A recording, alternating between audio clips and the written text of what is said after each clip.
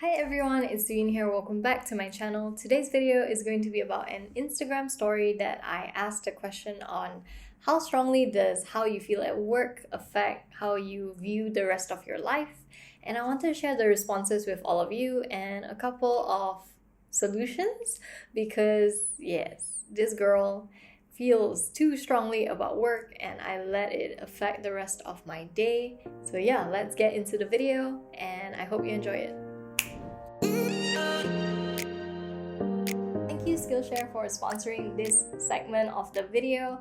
Skillshare is an online learning community with thousands of inspiring classes for creators. Explore new skills, deepen existing passions, and get lost in creativity right here.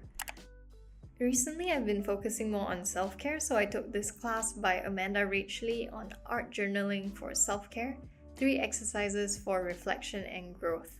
So I really like Amanda as I follow her on YouTube where she does a lot of beautiful spreads on bullet journaling, and I find that this is quite an important part of self-care where we do a lot of reflection, a lot of visualization and penning down on paper as to the things that we want and the things that we're thinking about. So a really great class, and it's quite short as well.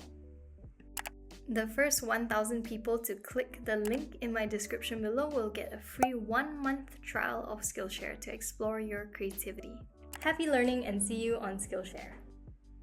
Okay, yeah, so 2021 I feel is an even tougher year than 2020 for me, at least in the mental space, busy mind category. And yeah, I've just been thinking about work so much that it's too much. Like when I wake up in the morning, before I go to bed, and when I'm resting, when I'm working even, I think about other different work that I have. So it's been a lot, and I wanted to explore this with all of you because genuinely I'm struggling with it, and yeah, I wanted to hear your opinions and perhaps ways that you navigate the space so that we can all learn from each other. So yeah, I asked that question on how strongly does how you feel at work affect how you feel about the rest of your life, and the responses that I got was very, very insightful because they helped me see how the rest of you think and feel as well. So thank you so much for sharing it with me, and I'll put it on the screen so you can all see and read what people have said.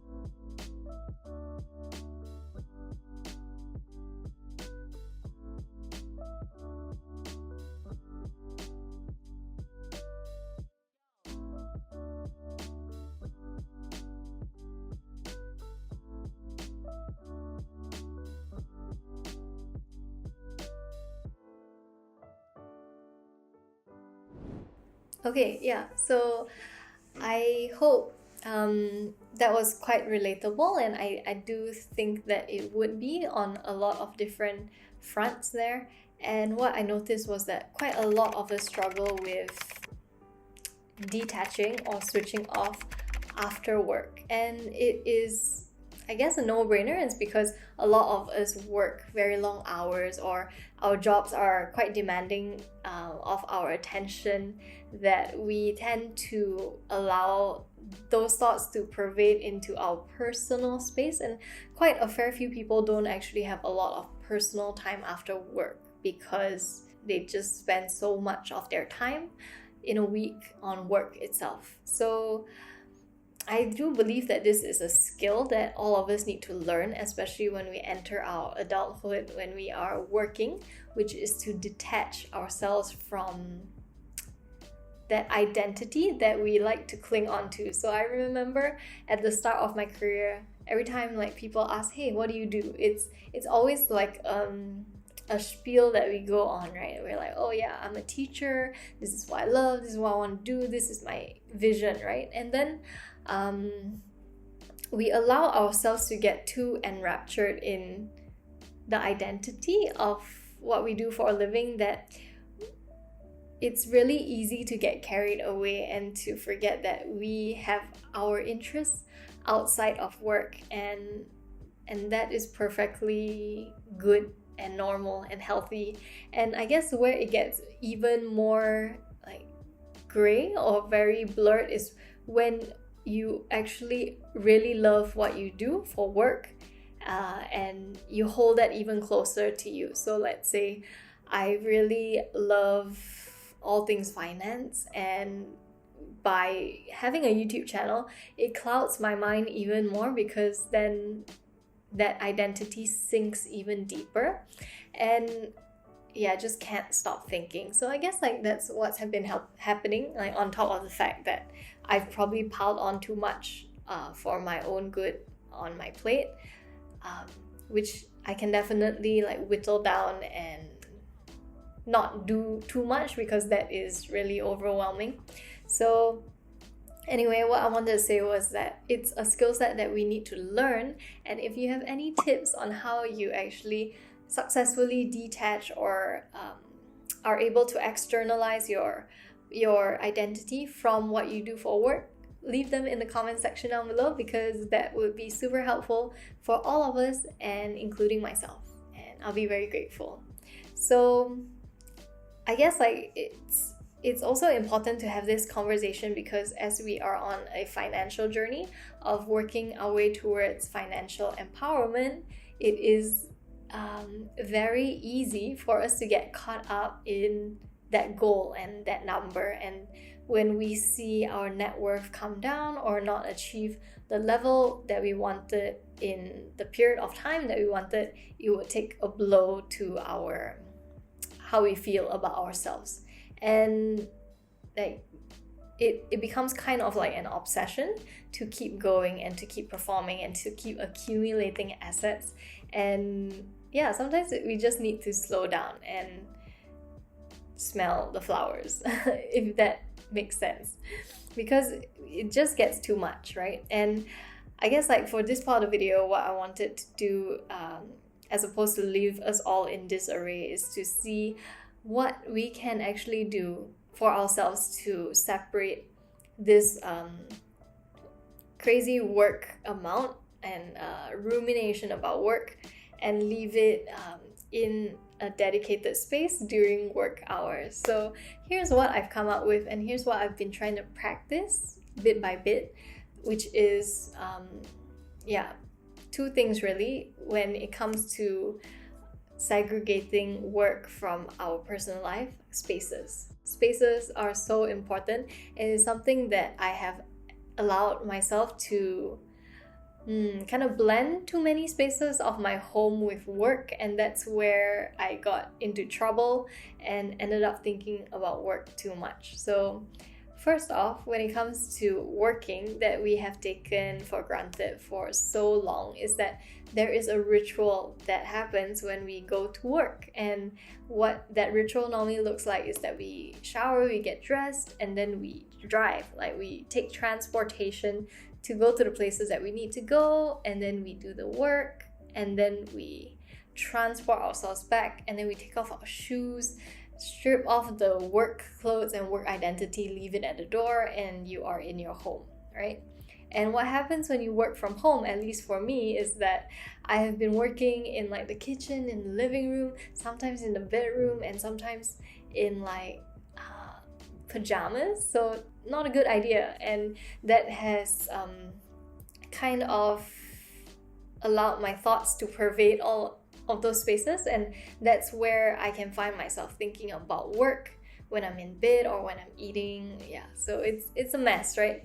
So the first thing is really important, like to be wary of our spaces when we are actually working. And for me, what I've been doing for the past couple of days is to actually sit myself down in this study room and to do the work here and not all over the place. And another thing is to actually create a ritual around the work itself. So even though I'm not able to let's say drive and get home and take off my shoes, what I can do is actually put on work clothes and like dress up for work, look presentable, even if you're not having a meeting that day where they're gonna see your face. Like it sounds wacky, but it actually helps a lot.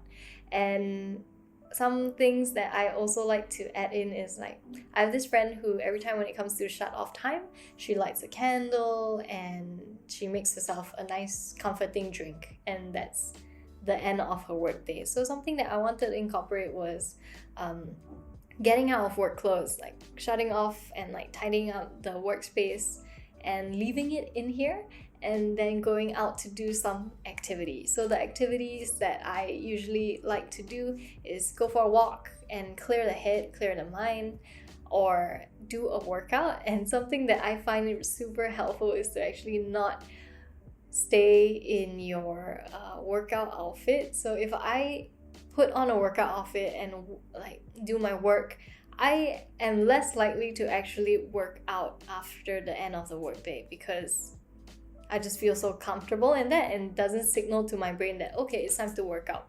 So yes, when it comes to time to work out, put on your workout outfit and then go do the workout. Another activity that someone recommended to me that I haven't been doing yet, I've been finding that I have had a lot of resistance lately with meditating. That is something that also could be a very good ritual to get into when it comes to a shut off time, because it's clearly something that we need to take effort to calm down and to clear the mind and to spend those 10-15 minutes of silent work. And yeah, I think that is something, like if there's more resistance there, that is something for me to explore personally. Now, after spaces, there is another thing that we need to be very mindful of, which is our self-care. And for me, self-care, the first thing that I can think of is getting enough sleep. And getting enough sleep is more important than anything else. Like if you're not getting enough sleep, the amount of control you have over your spaces doesn't count anymore. It all goes out the window. So getting enough sleep and getting sleep at the hours that you personally want to sleep in, like, I don't know if I'm making sense here, but like for me, I really enjoy sleeping before 12 and getting up before 7 a.m. And if I get up later, I feel really bad about it, and I tend to beat myself up for like, oh, why'd you go to sleep so late? Like, you know better than this. Yeah, all of that negative self-talk. Yeah, we can avoid all of that by actually knowing what time makes the most sense for us to get our rest. And on top of that, yes, of course, self-care comes with exercise. We only get one body, and we need to work out the body to make sure everything is functioning correctly, right? And I've also noticed, like, during this pandemic, my workout regime or my workout routine is not as rigorous as it used to be in the past, and I guess that's something that I can work on. Either I can take more walks, or I can take it up a notch and do more hits. So it just depends on what we are looking for. As long as we are feeling healthy, that is the ultimate goal, right? And moving our bodies. The other important thing is actually our social habits when it comes to self-care. And I guess like when we are feeling overwhelmed and down, or frustrated, or overwhelmed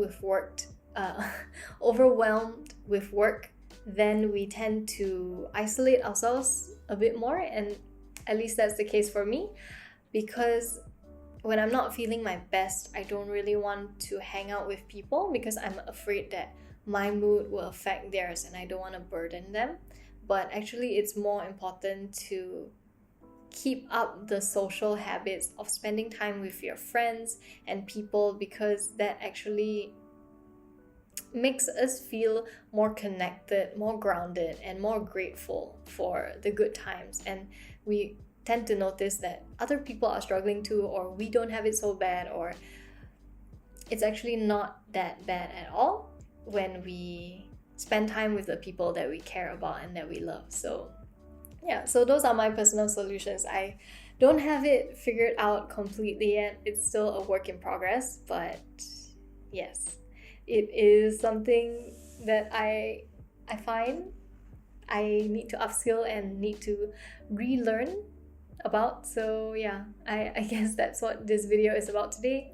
Please, please, please leave comments in the comment section if you have insight or more advice, or if you're just struggling even, yeah, just leave it in the comment section down below, and I hope someone could help give us some pointers. So yeah, I hope you enjoyed this video. It's a little bit different from our other videos, and I will see you in the next one. Take care. Bye.